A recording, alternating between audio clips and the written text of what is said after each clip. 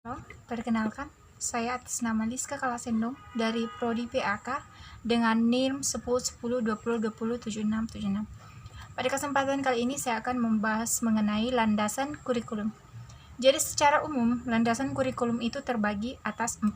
Yang pertama, landasan filosofis, yang kedua landasan psikologis, yang ketiga landasan sosiologis, dan yang keempat landasan ilmu pengetahuan atau IPTEK. Langsung saja saya akan masuk ke dalam yang pertama, itu landasan filosofis. Jadi di dalam landasan filosofis ini selalu berkaitan dengan bagaimana manusia itu dijadikan sebagai subjek, objek, dan pengelola. Ini berarti bahwa pendidikan itu selalu berisi atau inti dari pendidikan itu selalu berhubungan dengan interaksi antar manusia.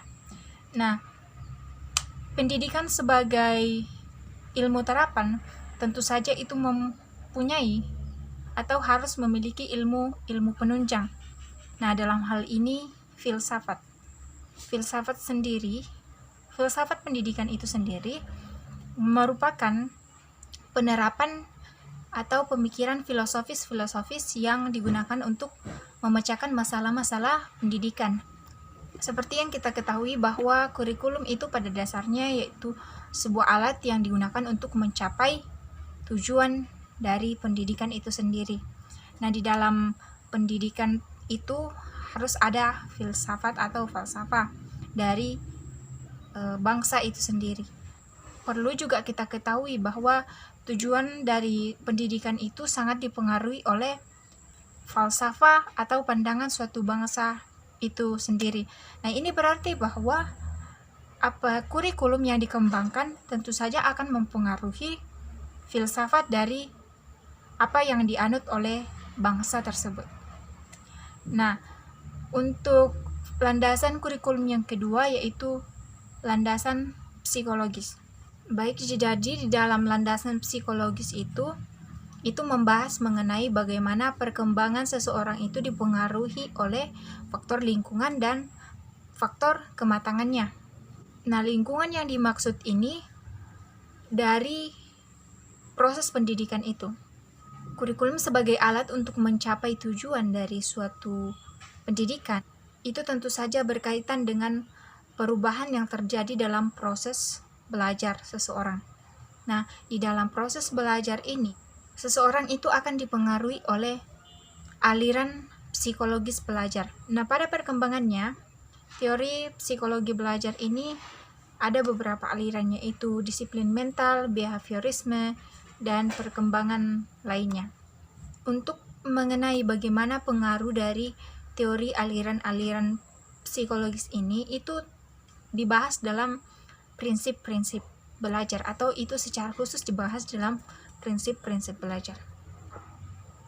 Langsung saja lanjut ke landasan kurikulum yang ketiga, yaitu landasan sosiologis. Landasan sosiologis ini itu didasari bahwa pendidikan itu untuk meningkatkan harkat dan martabat manusia.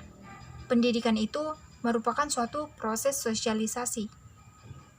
Kurikulum dalam masyarakat itu sebenarnya dikembangkan dari bagaimana cara masyarakat itu sendiri merefleksikan. Nah, oleh karena itu, untuk mengembangkan kurikulum itu perlu mempertimbangkan bagaimana kebudayaan masyarakat di tempat itu. Kebudayaan itu merupakan suatu kebiasaan yang dilakukan oleh masyarakat itu dan sudah terdata dalam suatu kesenian. Landasan yang keempat yaitu landasan ilmu pengetahuan dan teknologi atau IPTEK. Seperti kita ketahui bahwa kemajuan dari IPTEK ini itu semakin meningkat, dan itu berarti bahwa tuntutan hidup manusia pun pada saat ini tuh semakin meningkat. Maka dalam hal inilah kurikulum hadir untuk mengantisipasi bagaimana dampak dari teknologi ini, atau bagaimana dampak kemajuan dari teknologi ini terhadap anak didik. Kurikulum ini bukan hanya dipertimbangkan dari segi isinya saja, tetapi ini juga berkaitan dengan strategi pelaksanaannya.